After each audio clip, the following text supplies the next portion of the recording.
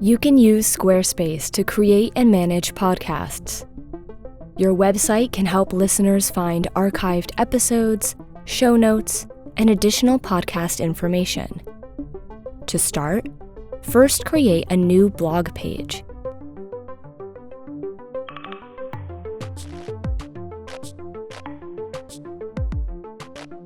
Then select the best layout to suit your needs. Add a title to your podcasting blog page. Then click Edit. Click an insert point to add an audio block.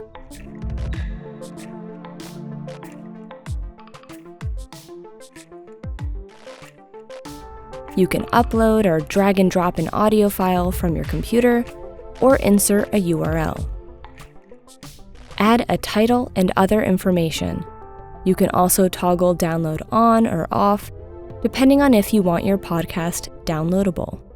To add the metadata of your podcast, click Podcast in the audio block editor and complete all the fields such as title, summary, episode notes, episode type, and more.